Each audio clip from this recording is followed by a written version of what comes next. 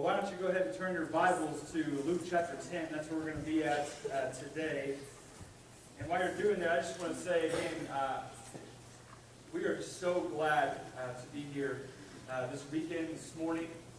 My wife and I and our boys have just loved our time with you all. Not just even this weekend, but the time we got to meet a lot of you over the course of our time together. And God has led us to this point. I just met a lot of really good people, and a lot of people who love the Lord, and I'm just excited about what God can do here at Glenville. And I had Zach sing that song, The God of the City, because it's true. God is not done here. He has still work to do in Joplin, and I believe Glenville Christian Church could be a big part of that. So I'm really glad that you guys are here this morning. It's been a joy to meet you, and I look forward to what God has and what His will is for us together. I don't know about you, but when I was growing up, I used to love to watch the show Mr. Rogers' Neighborhood. And now, granted, I was a little bit younger. I wasn't like in junior high loving to watch Mr. Rogers' Neighborhood. When I was younger, I loved to watch that show. Where in the World is Carmen Sandiego and Mr. Rogers' Neighborhood were two of my favorites. And I just love Mr. Rogers' Neighborhood because one of the things about Mr. Rogers is everyone was his neighbor.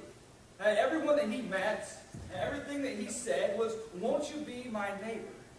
And I think that I kind of feel like that as Christians, Jesus wants the same thing and expects the same thing out of us. I've really enjoyed talking to the leadership, the elders and the deacons here at Glenville. I believe you have really, really great leaders here. These guys love the Lord, and they want what's best for this church. And I really think that as a group of leaders, they really desire for this church to grow and to do great things. And so I asked myself the question this last week, or this last couple weeks, as I've been kind of putting my thoughts together, what are some things that we need to do as a church? What are some things that Glenville can do? And I came back to one thing, and that's simply love your neighbor. And I think that Jesus told us that people will know that we are Christians by the way that we love each other, by the way that we interact with each other, by the way we love our neighbors. And so today we're going to be in Luke chapter 10, and we're going to be camping out there the whole entire time. So I want to give you some backdrop to our scene this morning. I want to, if you just kind of flip through your Bibles there for a second, you can see that Jesus he's been talking about the Sermon on the Mount. Luke's version, the Gospel writer Luke's version, the Sermon on the Mount is found in Luke chapter 6. And he's healing people, he's anointing sinful people, he's telling parables, he sends out the 12. He talks about the transfiguration happens. We're talking about a couple of years into Jesus' ministry. And the crowds, as you may or may not know, are getting to be rather large. Jesus' success, Jesus' popularity is increasing. And here is this guy, Jesus, who's preaching, he's teaching, he's doing signs, he's doing wonders. And the crowds are growing. But don't you know, there's always the skeptical here. Maybe you're one of them. You're just not really sure. You want to jump on board. You want to do what's right. You want to kind of go along with what Jesus is doing, but you're just not really sure. I mean, it's those times, like I remember whenever I was in junior high, the junior high youth group in Champaign, Illinois, where I grew up, we would always go to Six Flags. I remember as a seventh grader, that was the first time that I didn't get to go as a sixth grader, but as a seventh grader, I went, our big junior high trip in the summer was to Six Flags. And some of my buddies, they had been before, and they were telling me about this great, swing, bungee cord thing at Six Flags in St. Louis. And it has this little arch thing, and they raise you up to the top, and they put you in this harness, and you can have up to 4 people that go. And they just basically drop you down. And I'm thinking, I'm in the van riding the way there, I'm thinking, man, that is great. I can't wait to get to Six Flags, to go on all the rides, to do all the things, and to be dropped. And then I got there. And I saw how tall it was. And I saw college was really good to me in lots of different ways, including a couple extra pounds. Like I was not, I was just a little bit smaller of a guy back then, But there's four of us. There's four of us in this harness, up to four people, and they would take us up and they would raise us. We'd go to a platform and they would raise us up to the top, and then all of a sudden they just let the little thing go, and then down they went, and you swung, and there was this building there, and I thought, man, they're going to hit the building. I mean, of course they're not that stupid to put something that you actually would hit a building, but I thought that you might. And so here we are, and I was ready to do it, but then I got really, really skeptical.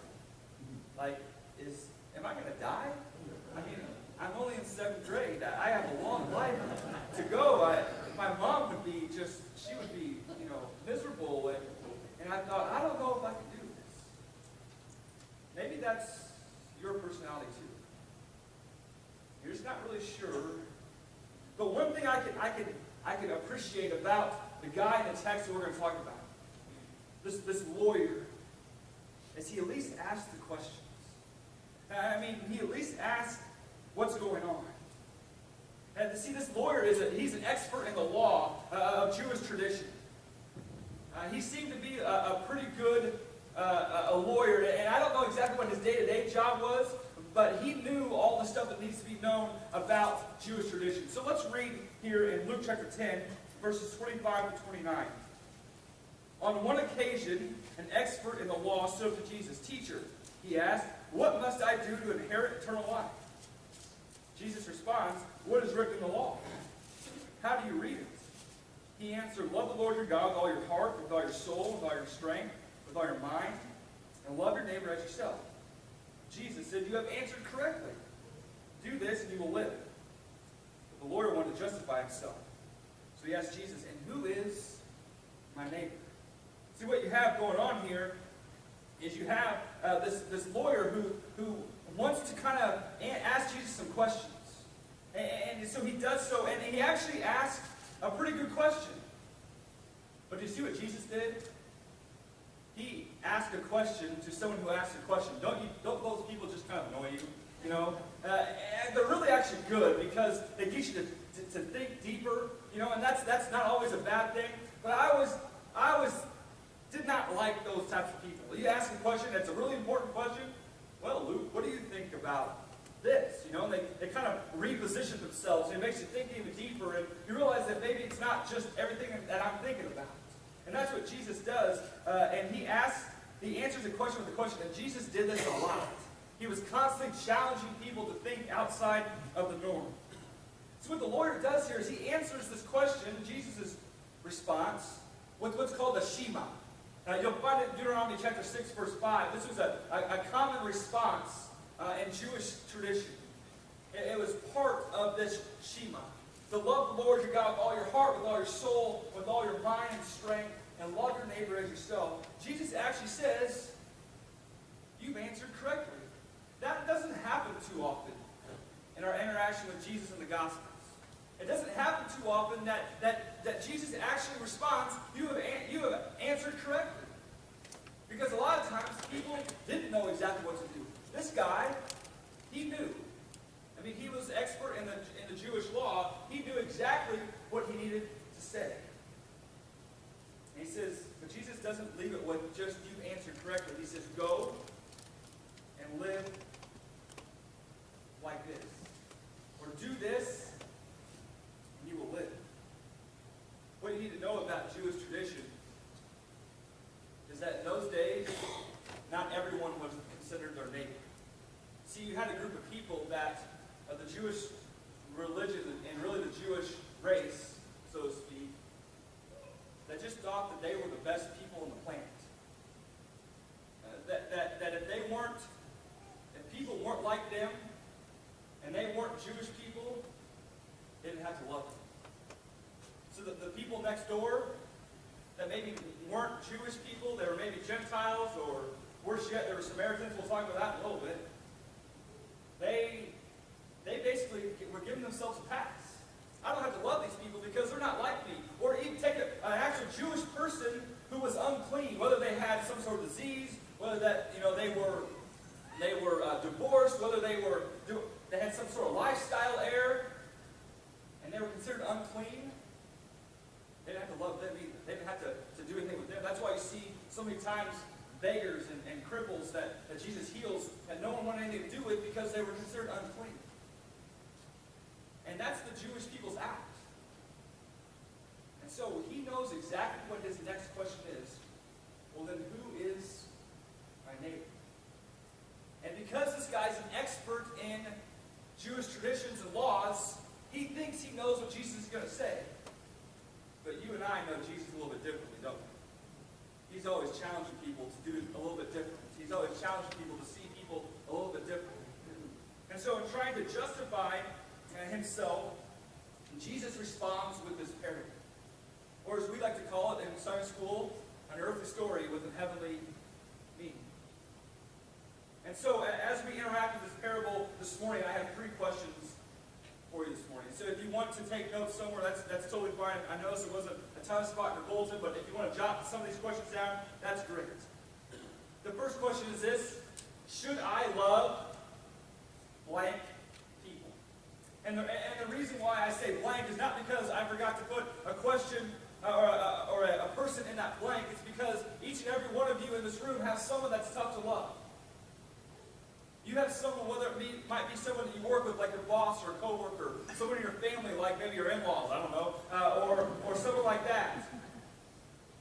So, someone in this room, there's people that are tough to love. Maybe you have friends that are tough to love. Maybe you have people who just simply annoy you. If we're real honest with each other this morning, there might be even people in this room that you look around and say, they're tough to love. And I don't know if I really like them. Can I have some full disclosure with you this morning? Just to let you know kind of about me. The people that I find tough to love, bad drivers. Anyone else have a little road rage? Anyone else want to admit that a little bit? Okay, thank you. Appreciate it. We can have a support group after church.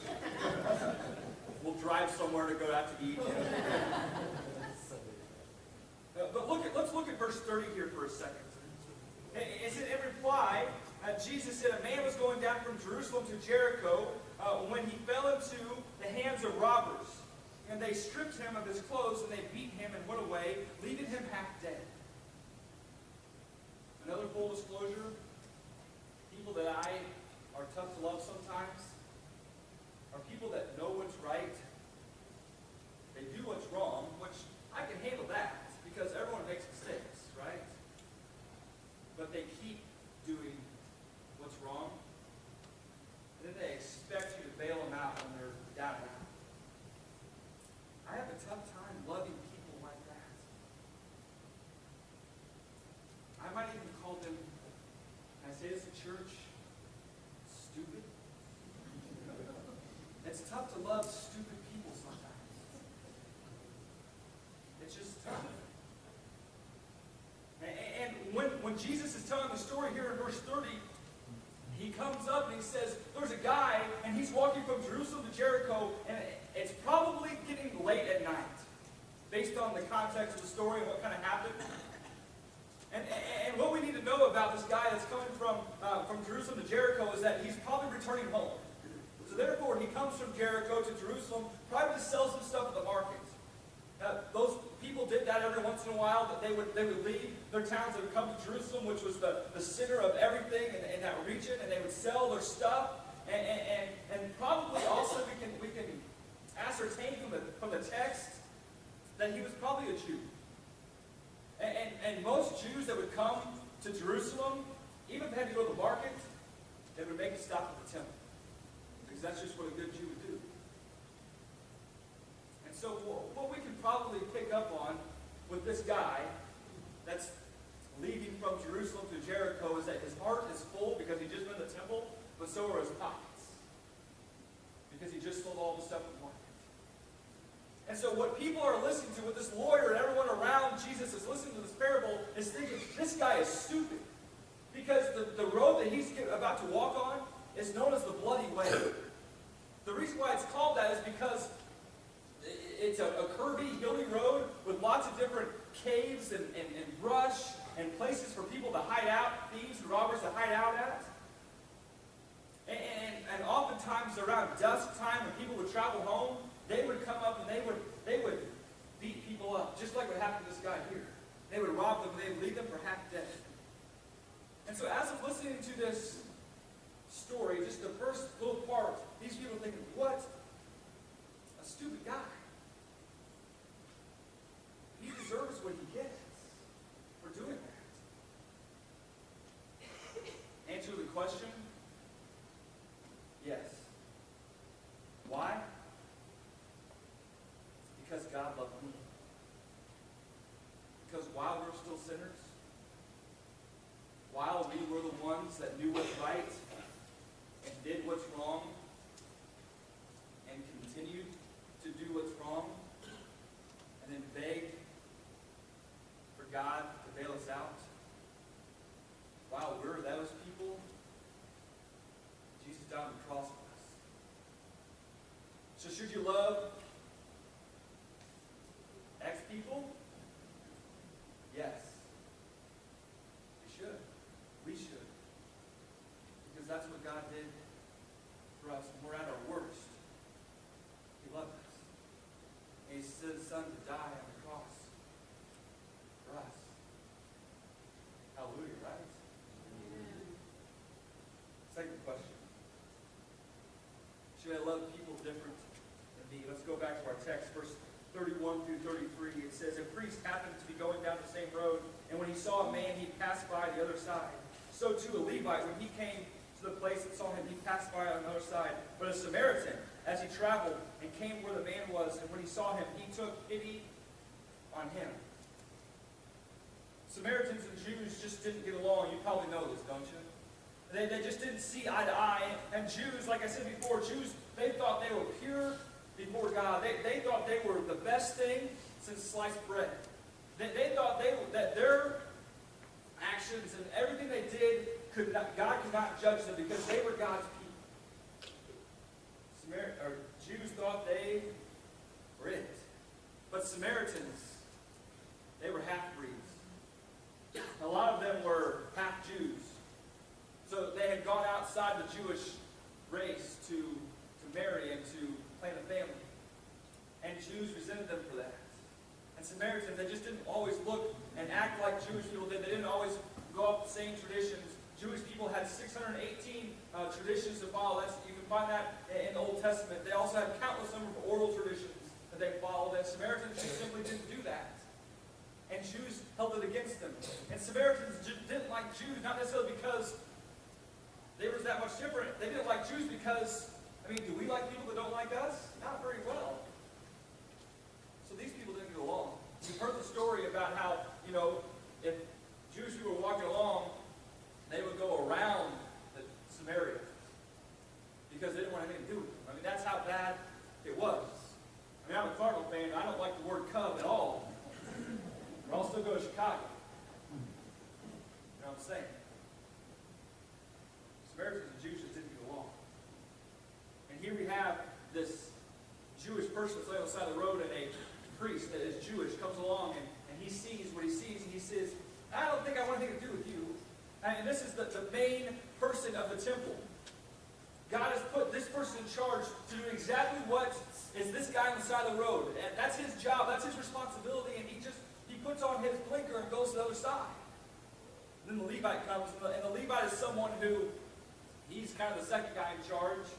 Anything the priest doesn't do, the Levite's in charge. And he did a lot of the organization of the temple, a lot of the things that went on. He would be someone who would probably handle a lot of the fellowship dinners and those types of things. He was paid as well to work in the temple. He comes along and he sees one of his people, and he doesn't respond either. And then there comes the Samaritan. And as they're telling the story, I'm sure the people that are listening are like, no, Jesus, no. Don't. Not a Samaritan. Did you have to go there? Did you have to say the Samaritan? Can I put it in a modern day context for you? So here's a Caucasian person from Joplin driving north on Highway 43 just past Stone's Corner. And his car breaks down. And someone comes and jumps him and takes all his money. And takes his car. They leave. He's left to the side of the road half dead. minister of a church in town. Doesn't matter what church it is, the senior minister of the church. And he sees this guy, and he sees that he should maybe do something, but instead what he does is he actually he goes on the other lane. He risks his life with oncoming traffic so he cannot go around this person. And next is the youth minister. I mean, the youth minister is the brunt of all the jokes, right? I know I've lived that life for 10 years. But the youth minister comes along, and he sees this person, and he realizes that maybe he should help them. I mean, after all, they go to the same church. He puts on his blinker. He goes down. And about a quarter mile down the road, you can hear the stereo thumping. The bass is going. You see the black Cadillac with 22-inch rims, all the paint or the tinted windows, lean back in the seat, driving. He pulls over. He goes there. He opens his door. He gets all of his clothes bloody. Puts in the backseat of his nice Cadillac. He takes him to the closest hotel.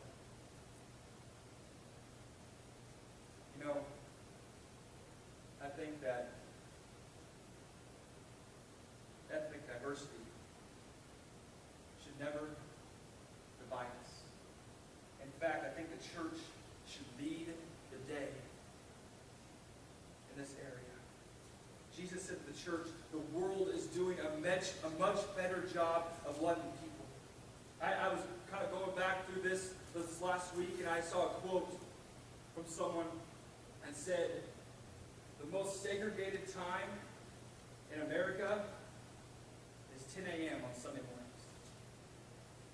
Church, we have to do a better job of loving people that don't always look and act and speak like us. The church has become known for picket signs rather than the warm embrace that we should be showing. Should you love people that are different than you? I'm going to go back to verse 33 here. He took pity on him. What that little half of a sentence tells me is that wasn't his natural reaction. That he took pity on him tells me that he had compassion for them. That it wasn't something that he just did automatically. That he had to make himself take pity on this person. That tells me that it's not always easy sometimes to love the people that don't look like us and act like us and talk like us. Maybe some of even the people that live around this church building. It might be difficult sometimes. But it needs to be done. Or love your neighbor. Love people that don't look like you. They're different than you. Third question. Should I love people even if it costs me? Let's keep reading our text. Verse 34 to 37. He went to him and bandaged his wounds, pouring oil and wine, and he put the man on the back of his own donkey, took him into an inn, and took care of him. The next day he took out 2 silver coins and gave them to the innkeeper. Look after him, he said, and when I return I will reimburse you for any extra expense you may have. Which of these 3 do you think was the neighbor to the man who fell into the hands of robbers? The expert of the law replied, the one who had mercy on him. Jesus says, go and do likewise. You know, the best love that we receive is when people leverage their treasure with us. Like, I know that there's, when I remember whenever Jane and I got engaged back in 2005, and she's a wonderful, wonderful lady, loves Jesus. But if I would have come to her with a ring from Claire's, her engagement ring, I'm not sure if she would have appreciated it as much. Now, if it was from Tiffany's, she would really like that. Even from Jerry, right? Because everyone goes to Jerry, right? But I think there's something to be said about when people leverage their treasure. And they spare no expense. It just, for some reason, means a little bit more. It means that maybe they care just a little bit. Not always. But think about what the Good Samaritan did here. He gets off his donkey. He ruins his clothes. He gives up stuff. He pays lots of money. And man, I would love to be a part of the church. A church that's willing to stand in the gap for people. A church that's generous, that cares for one another, and loves people in ways that we've never seen before. I would love to be part of a church that wants to roll their sleeves and is willing to ruin their outfits to love people, even if it costs us. Jesus finishes this interaction with the Lord by saying, go and do likewise. Not sit in church on Sunday mornings, week after week after week, which is really, really good, by the way. I thought what Larry said earlier was right on. Those times we come, we need and iron needs to sharpen iron. But there gets to a point we have to go, we have to do. And God has made each and every one of us so different. And each and every one of us are at different stages in our lives. Some of us have the ability to go and serve people and get on our hands and knees and love people where they're at. Others of us have the ability to give, to be generous, that maybe aren't able to go out and serve in those same capacities. But the church is made up of so many different people that can do so many different things, and that's why it works together so well. Go and do. Think about the striking reversal that Jesus does here. The lawyer comes to Jesus concerned about the object of love, which is God the neighbor. And Jesus concentrates on the subject of love, which is the lawyer and me and you. Listen, we can sit around in Sunday school classrooms and Bible studies in our front room at our house, and we can talk all day long about the people that we need to love and the people that need our money, the people that need for us to go serve them. But in order to be subject of love, it requires a personal commitment. And if we're like the Samaritan, it requires a substantial amount of cash flow. We all know it needs to be done. But now we have to go and do. You know, listen, we can get all the correct answers to Bible trivia and have an awesome Bible Bowl team and be not one step closer to the kingdom of God. It's time to go and do.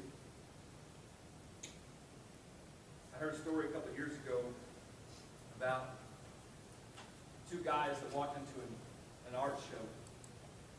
And as they walked into the art show, they came upon a painting. And you see the painting, it's back there, it's not up there yet. Oh, it's over there. Okay, cool. Hey, awesome. Two screens. So you see this painting over here, and this guy, we need to know about this guy, these two guys. One of them was there to buy art personally. He was there to buy some piece of art for his house and for his office. The other guy was just there as a friend. But this one guy that was there as a friend was a world-renowned chess player. And so when he came to this painting right here, and he sees this, and he's naturally drawn to this painting. He sees it, and he's kind of there, and he's studying it. And what you know about this painting is it's called Checkmate. It's called Checkmate. And what you see here is you see the guy on the right, man, he looks like he just is at his wit's end. He doesn't have anything left to do. The guy on the left, he's just ready to, man, I got you. You can't do anything else. I got you. The guy studies. And he looks. This world-renowned chess player looks, and he looks at the painting. His buddy actually leaves him. And he's like, I don't know why you want to stare at this painting so much, but I'm going to go look at other paintings. I'll be back. The buddy comes back, and the guy's still looking at this painting. What's wrong? He said, there's something wrong with this painting. He finally figured it out. He said, go get the manager of the store. Go get the guy that owns the store. I want to talk to him. So he goes and gets him, and he comes over, and he says, listen, he said, you either need to change the name of this painting, or you need to finish it. I'm not a chess player. Checkers is just easier. But one thing I know about checkmate is that if they're in checkmate, the king doesn't have any more moves, right? In this painting, the king has one more move. It's not checkmate. Maybe some of the people in your lives right now, you feel like you don't have any more moves. You feel that you are at checkmate. And I'm here to tell you this morning, the king has one more move in your life. Those of you that have been around Glenville Christian Church for a long time, and you've been faithful to this church, I'm here to tell you that the King has one more move, or two, or three, or four more moves with Glenville Christian Church. God's not done here yet. He wants us to leverage everything we have to serve the community, to love people around us, to love our neighbors. And maybe let's move from talking about history, and let's make history. The thing is, his moves are going to require you and I to love our neighbors. Neighbors that might sometimes be hard to love, neighbors that sometimes might be different than us, and sometimes loving our neighbors is going to cost us something. But if we do it, man, is it oh so good and powerful. Let's pray together.